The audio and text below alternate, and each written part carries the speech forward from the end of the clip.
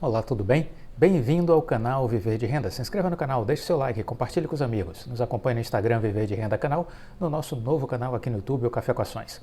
Eu sou Cláudio Faleiro, formado em administração, consultor empresarial, invisto na Bolsa desde 2006. 30 anos como consultor de empresas, 15 anos como investidor na Bolsa de Valores. Como consultor, vivi toda a minha carreira profissional trabalhando para grandes empresas, vivendo e prestando serviços para a alta administração, diretorias, presidências, conselhos de administração. Entendo como funciona o universo empresarial por dentro. E, ao mesmo tempo, isso me serve muito ao longo da minha trajetória como investidor para fazer leitura de cenários, entender as estratégias da empresa e perceber para onde estão caminhando essas organizações. Isso me ajuda ao decidir as minhas estratégias de investimentos, porque para investir eu defendo a seguinte ideia: nós precisamos conhecer o mundo empresarial, porque a Bolsa de Valores é exatamente isso. Nós estamos investindo em empresas, acreditando que elas podem performar bem ao longo do tempo. Esse é o conceito básico. Isso é o que fazem os grandes investidores. Warren Buffett, Howard Marks, Jorge Paulo Lemann, André Jacuzzi, Henrique Breda, Florian Bartunek, essas pessoas fazem exatamente isso. São os multimilionários, bilionários. Essas pessoas investem desta forma. Portanto, é a elas que eu tenho como referências para a minha vida.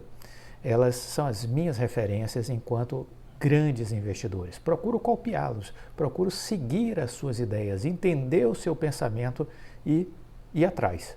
São os grandes tubarões. Vamos nadar com os tubarões, é o que eu sempre defendo, né? Para quem acredita nisso, se isso faz sentido, este é o lugar para trocar ideias, aprender, compartilhar conhecimentos e a gente ir crescendo.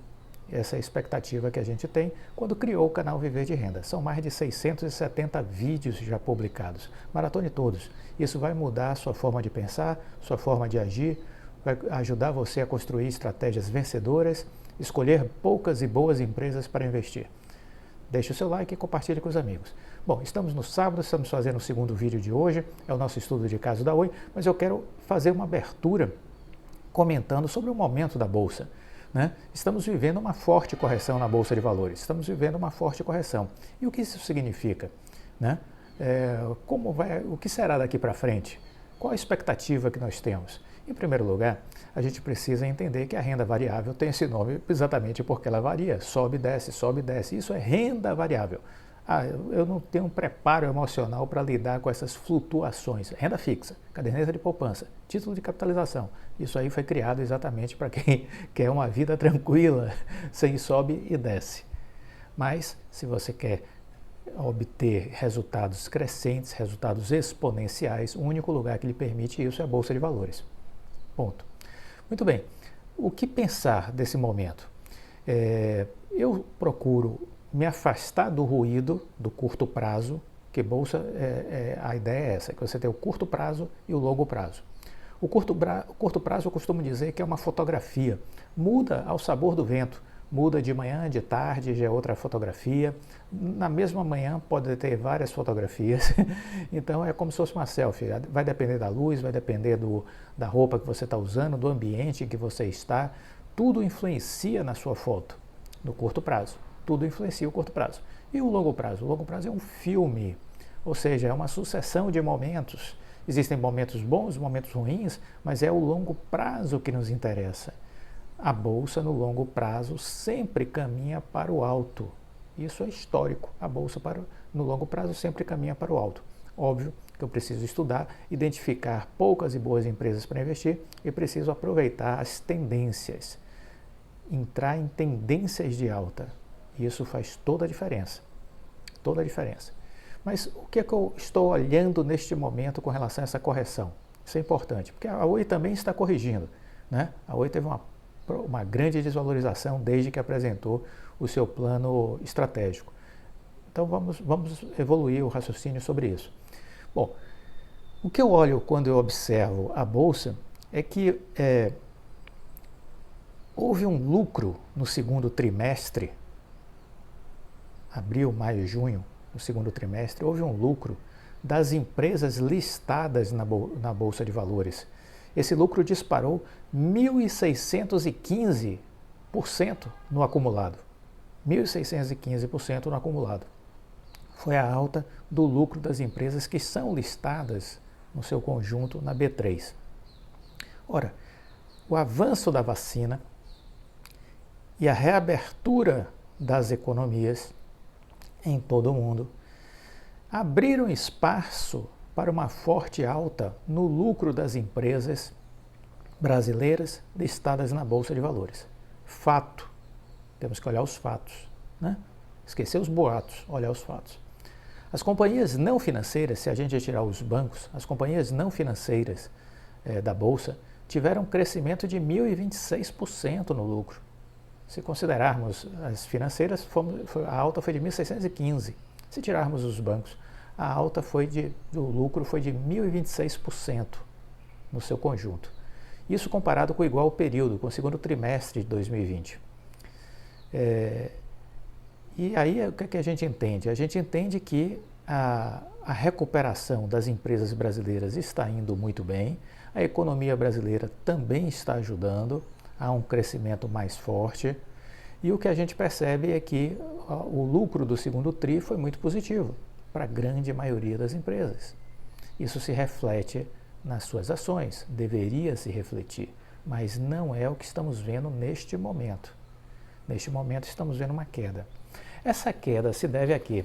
Essa queda a gente tem muito claramente um efeito externo, que é a questão da variante Delta da Covid, gera um clima de preocupação no mundo, com receio de que as economias tenham que reduzir a sua velocidade de abertura, de funcionamento, de crescimento de suas economias, medo de que a China faça lockdowns e que isso interfira no crescimento chinês, e aí isso impacta nas commodities, por isso o minério de ferro caindo, petróleo caindo.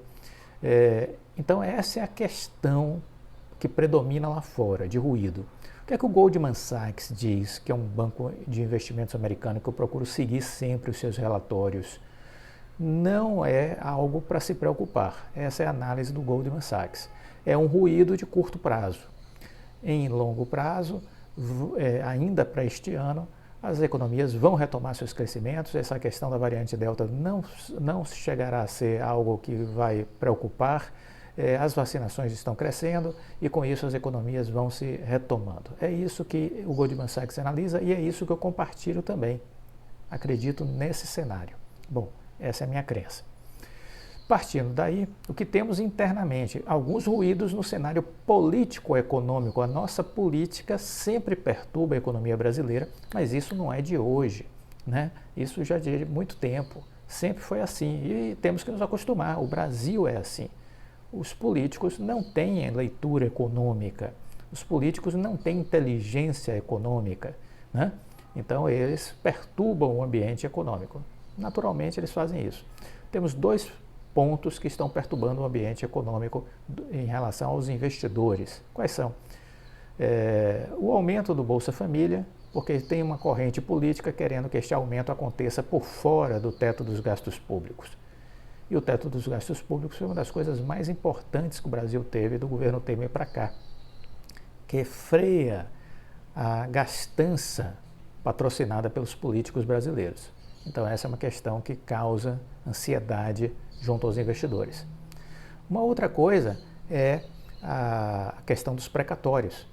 Há uma decisão de um pagamento de precatórios para o ano que vem e há uma conversa de que devo, não nego, pago quando puder, não vou pagar. Ou seja, você desrespeita uma ordem judicial, você desrespeita as regras do jogo. Isso para o investidor estrangeiro, ele também não gosta dessa conversa fiada dos políticos, entendeu?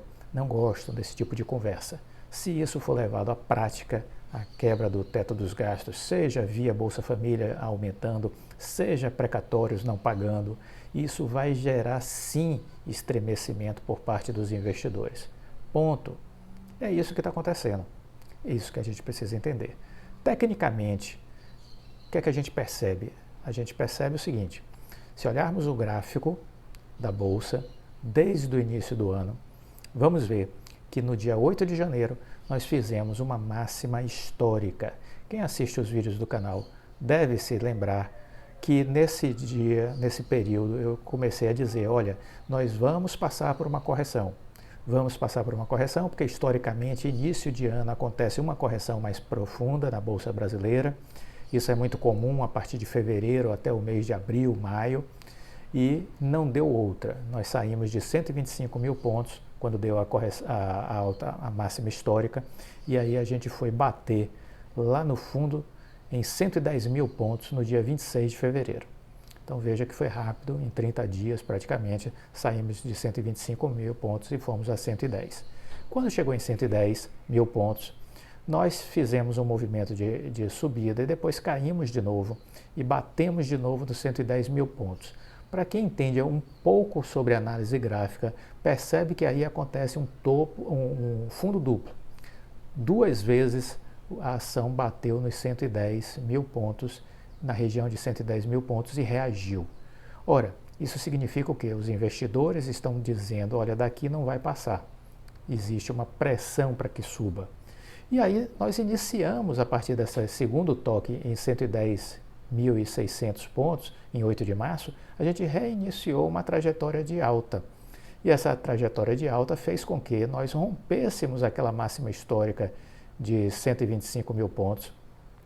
Nós rompemos isso no final de maio. Nós batemos os 125 mil pontos, nós fomos aos 126 no dia 31 de maio, depois a gente foi em 128 no dia 1º de junho, 129.600 no dia 2 de junho, 130 no dia 4 de junho e 130.776 em 7 de junho, fazendo uma nova máxima histórica, quer dizer, sucessivas novas máximas históricas. Então é isso que a gente pôde perceber nesses movimentos da Bolsa. O que acontece sempre quando tem novas máximas históricas? Deverá acontecer uma correção. Correções técnicas. Por que acontece isso? Porque a renda é variável. E por que isso acontece? Porque os grandes investidores que tiveram já uma boa valorização, saíram de 110 mil pontos e foram a 130.700 pontos. Essas pessoas querem forçar uma queda para que possa então vender suas ações, se desfazer dos seus ativos lá no topo, esperar que uma queda aconteça para voltar a comprar os papéis das suas ações preferidas a preços descontados. Essa é a dinâmica da Bolsa de Valores. Nós precisamos entender isso, senão estaremos amarrados à ignorância. E a ignorância na Bolsa é uma arma contra nós. Ser ignorante na Bolsa de Valores é uma arma contra nós. A ignorância é uma arma contra a nossa própria vida. Se nos agarrarmos à ignorância, nós estamos atentando contra a nossa própria vida.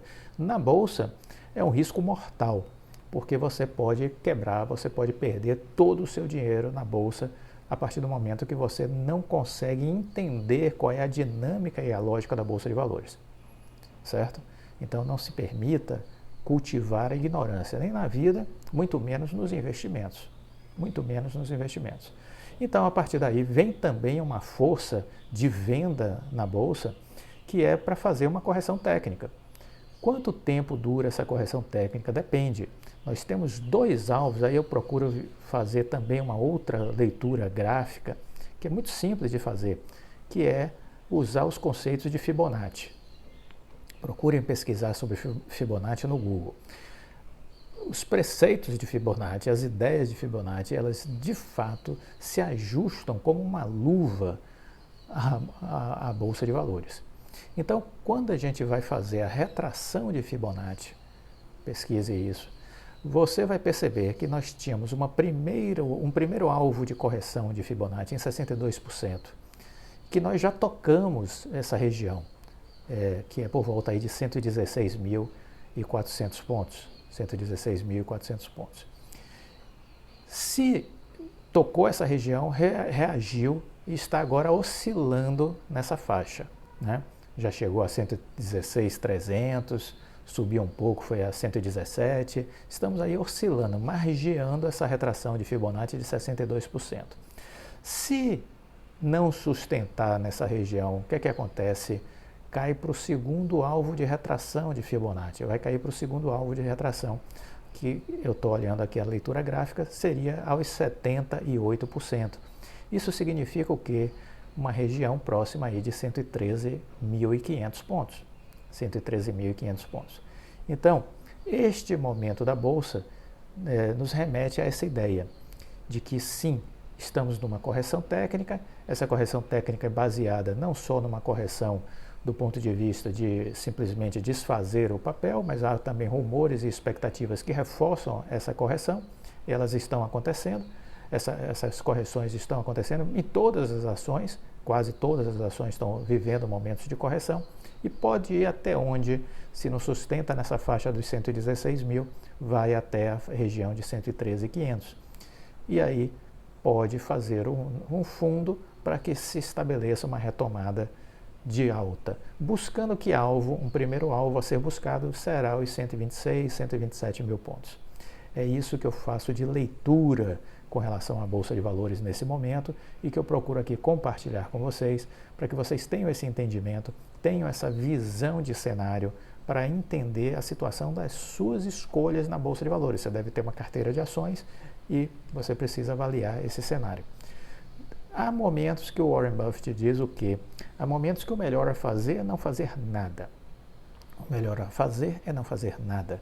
Neste momento que estamos já em um curso efetivo de uma correção, não há nada a fazer do ponto de vista de nossas ações, que nós já temos. É esperar, porque assim como cai, ela volta a subir. Então vamos esperar a queda se consolidar e voltar à retomada para recuperar essa desvalorização, porque você não teve perda, você teve desvalorização. Esse é um outro conceito importante. Perda é quando você vende as ações, né?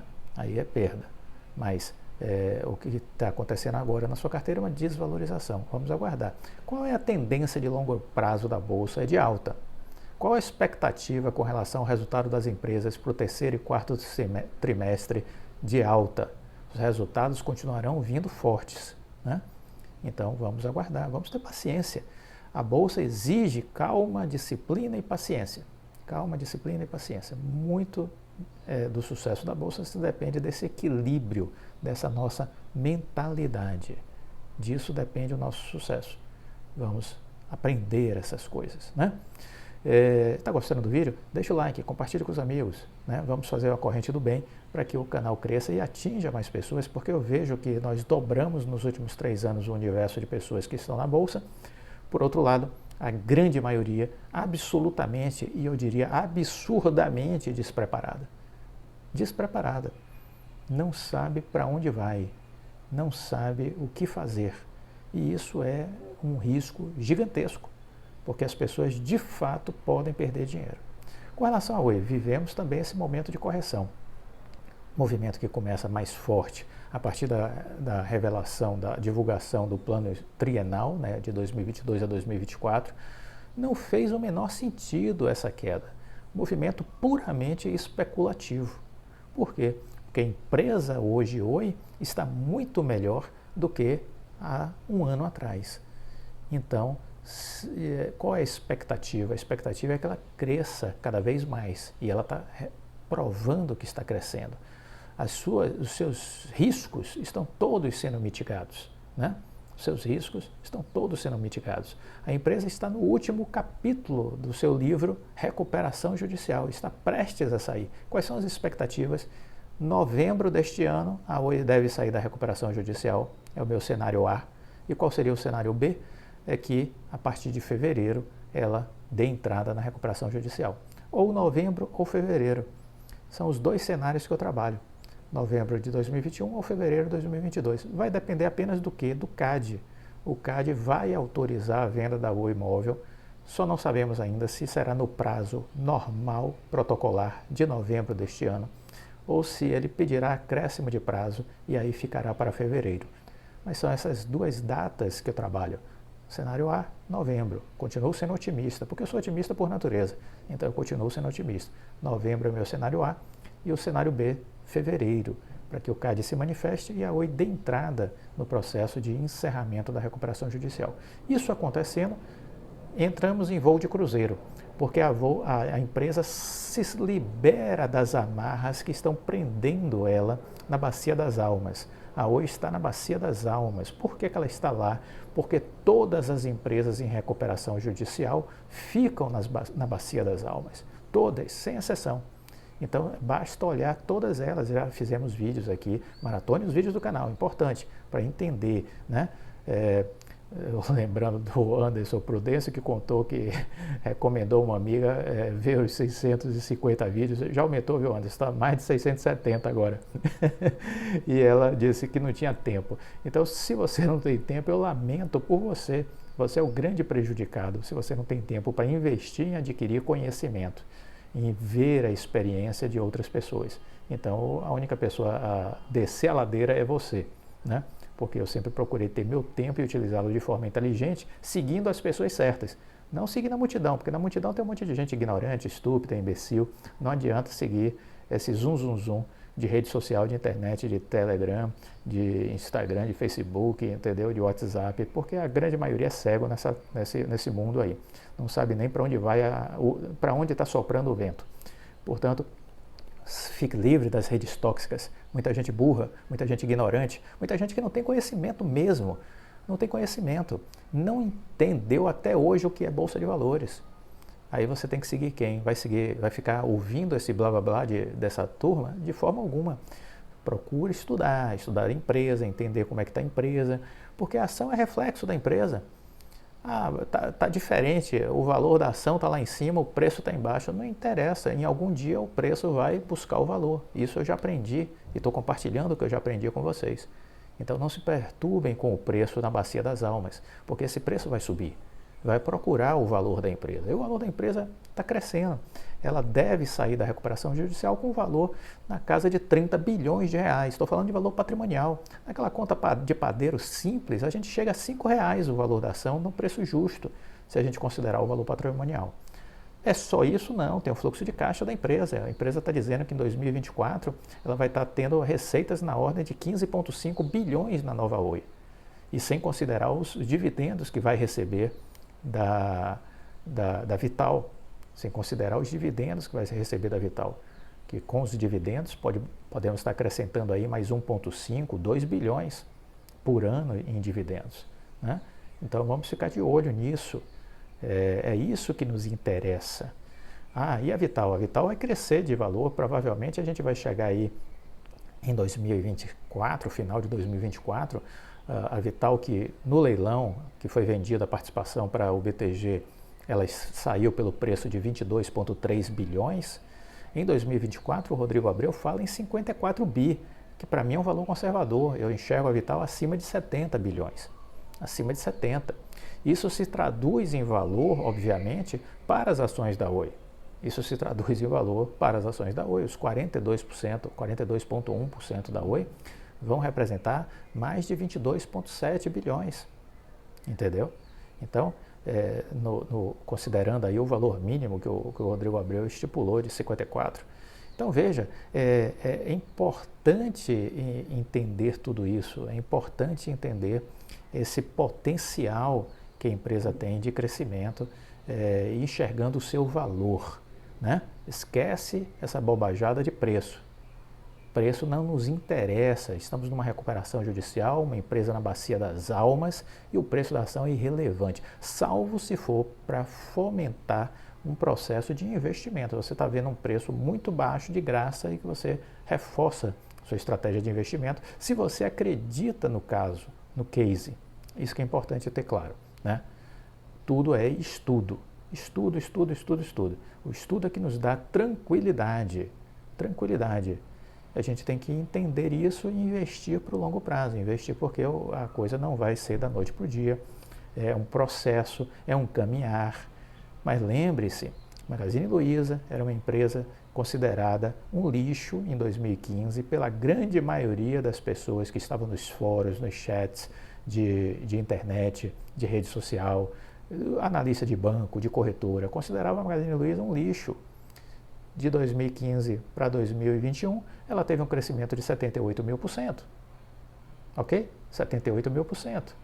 Ninguém sonhava com um negócio desse. salvo uma pessoa, o Henrique Breda, que foi se reunir com o vice-presidente da Magazine Luiza, entendeu a situação da empresa, entendeu para onde ela estava indo. Óbvio que ele não imaginou que fosse subir tanto, 70 e tantos mil%, mas ele entendeu que ele estava diante de uma grande oportunidade. É o mesmo que o André Jacuzzi fez agora com a Oi, que ele está dizendo que tem Oi há 3 anos e que vai carregar o papel por mais 12. Ele é burro, ele é idiota. Não, burro e idiota são os que criticam. Porque o André Jacuzzi é um mega milionário, é um mega investidor. Então os burros e os idiotas são os que criticam, ora essa. Não tem como ser diferente. Não é? Porque são medíocres, são incompetentes, são uns perdidos, que não possuem absolutamente nada. Nem sequer inteligência possuem. Então, você vai ficar ouvindo essa gente? Não. Ouça o Henrique Breda, ouça o André Jacuzzi, ouça o Howard Marks, que é outro que está investindo em Oi. É maluco? Howard Marks, bilionário. Bilionário. Warren Buffett lê os relatórios que o Howard Marks divulga todos os anos. Aí eu não vou acompanhar o raciocínio do Howard Marks para ficar preso nessa terra de cego das redes sociais brasileiras? De forma alguma. De forma alguma. Vamos administrar o tempo com inteligência. Se afaste dessa multidão de incompetente, de gente medíocre, que não te leva a lugar nenhum. Não te leva a lugar nenhum. Gente medíocre não vai te levar a lugar nenhum, não vai te levar a ter sucesso. Sucesso você vai aprender olhando, investindo e aprendendo com quem tem sucesso. Simples assim. Não tem mistério. Você apenas tem que ser seletivo. Escolher poucas e boas empresas para investir, escolher poucas e boas referências para seguir. É isso que você tem que fazer. Sempre fiz isso na minha vida, você tem que fazer a mesma coisa. Não estou dizendo que é para me seguir, não. Escolha poucas e boas referências. De repente eu não sou eu, mas escolha poucas e boas referências. As minhas são esses caras que tiveram sucesso, que construíram uma trajetória de sucesso e que conquistaram com suas ideias muitas coisas. Então eles significam algo de relevante para mim, por isso eu os acompanho. Provavelmente essa queda que a gente está vendo, lembram que eu já falei aqui, que nós tínhamos, por dados da Bolsa, 86% de investidores da Oi, pessoas físicas. Mas eu quero dizer que o fato dessas pessoas, da grande maioria do investidor de Oi, ser pessoa física, não significa de forma alguma que eles sejam os detentores da maior quantidade de ações da Oi. São coisas diferentes. Uma coisa é ter quantidade de ações, outra coisa é ser acionista da Oi. São coisas distintas. Então, 86% há um tempo atrás, esse dado já está defasado na B3, 86% eram pessoas físicas, 14% investidores institucionais, pessoas jurídicas. O que é que a gente precisa entender? Que os 14% tinham muito mais ações do que os 86%. Essa é a primeira coisa que a gente precisa entender. Uma maior quantidade de ações está nas mãos desses 14% e não dos 86%. Então, temos que entender essa relação aí, que é muito clara, né? A maior quantidade de ação já está nas mãos desses 14%. Esses 86%, muito provavelmente, com essa queda que a Oi teve agora, diminuiu bastante. Eu estou fazendo uma estimativa com base em algumas observações, né, de alguns cenários que eu tenho feito de análise. Então, eu estou fazendo uma estimativa que deve ter reduzido algo em torno de 30% o universo de pessoa física da Oi. O universo de pessoa física, agora com essa última queda, deve ter reduzido 30%, no mínimo 30%. Não temos ainda como afirmar, mas é uma estimativa que eu estou fazendo, que já deve ter tido uma queda de 30% no número de pessoas físicas que investem em Oi, porque eu estou vendo muita gente saindo, muita gente, não é pouca não, é muita. Então eu acho que no mínimo 30% já foi embora. O que é que eu espero? Eu espero que agora, na saída da recuperação judicial, fique no máximo 12% de pessoas físicas. No máximo, não passa disso. 12% de pessoas físicas. Porque qual é o movimento que nós vamos ver? Nós vamos ver 2 movimentos acontecendo agora nessa reta final. Primeiro, quando sair a recuperação judicial e encerrar, nós vamos ver os grandes fundos que não podem investir em Oi, fundos de pensão brasileiros, fundos de investimentos, entrando e fazendo posições. Como é que esses fundos agem? Eles definem para cada empresa um percentual de compra. Então eles vão dizer, vamos supor, a Petros, da Petrobras, fundo de pensão da Petrobras, vai dizer, bom, eu vou comprar 3% de ações da Oi. E aí ele lança a ordem de compra e não interessa o preço que está, ele simplesmente vai fazer uma posição.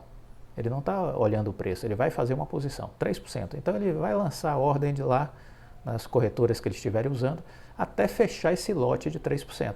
Ao preço que der para comprar. Vai ser assim que eles vão agir. Os fundos de investimento vão fazer a mesma coisa. Isso será quase que automático na saída da recuperação judicial da Oi. Por quê? Porque esses fundos, eles são, vamos dizer assim, são engajados para ter ações que estão no índice da Bolsa, no Ibovespa. E é dado como certo que a Oi vai entrar no Ibovespa provavelmente após 60, 90 dias, em função do volume de negociações, a Oi já vai entrar no índice da Bolsa, no Ibov. E aí esses fundos têm que marcar posição em ações que estão no Ibov. Eles vão provavelmente antecipar esse processo de compra, sabendo que ainda está mais barato logo no dia seguinte à saída da recuperação judicial. Haverá fluxo comprador, bastante fluxo comprador, é a minha expectativa. Isso vai justificar aquela champanhe que você estoura e aí tem aquelas altas mais fortes, em função do fluxo, né, comprador. Então este é um movimento que vai acontecer, é o que eu tenho de expectativa, é o que eu entendo que vai acontecer na saída da recuperação judicial. Agora vocês já pararam, sim, aí voltando, os 14% você já tem os maiores investidores de ações da Oi, estão nesses 14%. E quem são eles? Se a gente entrar em informações de relatórios da SEC, que seria a Comissão de Valores Imobiliários brasileira lá nos Estados Unidos, né, a gente vai ver que o fundo de investimento do Road Marks tem uma posição grande em Oi, o York Global Fund, o fundo de pensão canadense Brookfield tem uma participação muito grande, a Solos é outra empresa lá dos Estados Unidos, a BlackRock tem 3 fundos pelo menos que eu pude verificar que estão fortemente investidos em Oi, tem a Ferro, que é a antiga Portugal Telecom portuguesa, né, está investida em Oi. Então você tem aí o próprio André Jacuz, que está com sua empresa investindo em Oi. Então você tem aí grandes fundos, ele é registrado também nos Estados Unidos, aparece nessa lista da SEC. Então você vai ver vários fundos, bancos, né, a Frank Templeton, outra casa grande de investimentos. Você vai ver que já existe tubarões nas águas da Oi. Tudo de longo prazo, boa parte deles de longo prazo, esperando o futuro chegar. E o que é que nós estamos vendo também, que eu queria chamar a atenção de vocês para encerrar esse vídeo. Todas as apresentações da Oi perceberam que são em inglês? Alguém parou para observar isso? Ou não? Passou despercebido? Prestaram atenção? Comenta aqui se prestaram atenção nisso, nesse detalhe. E perceberam como é a dinâmica? O CEO, Rodrigo Abreu, faz a apresentação, depois de forma muito controlada, 2, no máximo 3 pessoas fazem perguntas. É um ambiente controlado, 2 ou 3 pessoas fazem perguntas e que provavelmente já são pré-selecionados para fazerem as perguntas, eu não tenho a certeza, mas é a minha desconfiança, é a minha interpretação. E se olharmos o perfil, quem são essas pessoas que fazem as perguntas? São sempre representantes de grandes bancos de investimentos estrangeiros. Morgan Stanley, JP Morgan, Citigroup, UBS, Goldman Sachs, são sempre estes que estão fazendo perguntas. Então, por que a Oi fala em inglês? Você já parou para pensar? Porque a Oi está voltada para esse investidor que está lá fora, sobretudo investidor americano, para trazer essas pessoas para suas ações. Essa é a leitura que eu faço. São detalhes, mas que são importantes, o investidor está atento aos detalhes. Trabalhei com um grande bilionário alemão que ele me ensinou isso. Ele dizia, meu filho, muita atenção aos detalhes. O paraíso e o inferno residem nos detalhes. Esteja sempre atento aos detalhes. Então, trago isso para a minha vida. O tempo todo aprendi isso muito jovem, com 20 e poucos anos. Então, foi um ensinamento que eu carreguei para a minha vida inteira. Então, sempre estou olhando os detalhes. E nesse aspecto, está para mim muito claro essa comunicação direcionada da Oi para o mercado americano. Por isso, apresentações em inglês, por isso sempre instituições financeiras internacionais questionando sobre temas condizentes aí com o plano estratégico da empresa, com relação aos seus resultados. E aí o que é que eu imagino que a Oi está esperando? A Oi está esperando que isso gere um fluxo de entrada até antes da saída da recuperação judicial. É o que eu tenho também de expectativa, que vai aumentar esse fluxo do investidor estrangeiro antes da saída propriamente dita, para pegar o preço ainda mais descontado, antes dos fundos de pensão e dos fundos de investimentos nacionais poderem entrar. Então eu vejo que na reta final a gente já pode começar a ver um aumento de fluxo por conta dos estrangeiros. Lembrando sempre que na paridade real-dólar, a gente está aí com o dólar valendo R$ 5,00, R$ 5,20, ou seja, a ação da Oi sai aí por alguns cents de dólar. Ou seja, absolutamente depreciada a ação da Oi. Mas eles sabem que é uma empresa que está se posicionando em fibra ótica, que eles entendem muito bem o valor disso, e tecnologia, que eles também entendem muito bem o valor disso. Então acredito que eles sairão na frente no sentido de carregar a mão, muito antes até da saída, da chegada dos fundos de pensão e dos fundos de investimentos nacionais. Essa é a minha leitura, essa é a minha expectativa, e é isso que eu gostaria de compartilhar com vocês. São as minhas análises de cenário em relação à Oi, no sentido de que essa correção está gerando apenas mais oportunidade de entrada, essa correção já está limpando da Oi os acionistas pessoas físicas, já está reduzindo, deve ter tido no mínimo 30% de queda do número de pessoas físicas. Se estávamos com 80 e poucos por cento, isso já deve estar agora na faixa de 50%, no mínimo, né? Já deve estar caído até os 50%. E eu enxergo que essa direção que a Oi está tendo de se comunicar em inglês tem uma questão muito óbvia nisso aí, que é a atração dos investidores estrangeiros para o papel, né? Então a gente vai estar vendo isso mais em detalhes a partir do momento que ela se aproximar da sua saída da recuperação judicial. Esse foi o nosso segundo vídeo de hoje. Ainda faremos um terceiro, mais à noite, mas é uma reflexão para que vocês possam ir refletindo sobre o momento da Bolsa e refletindo sobre este momento da Oi.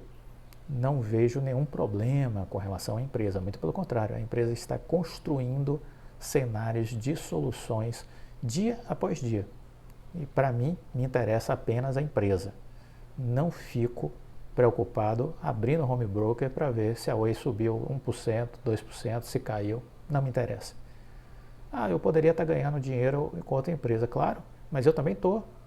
Quer dizer, nesse momento está caindo tudo, então não estou ganhando em nada, né? Nesse momento. Mas eu não tenho uma única ação na minha carteira, né? Eu tenho outras empresas. Então essa é uma ideia também que as pessoas precisam entender. Poucas e boas empresas. Poucas e boas empresas. O cara tem um perfil super agressivo, super arrojado e tem 100% em Oi. Beleza. Dorme tranquilo? Está tranquilo com o case? Tô.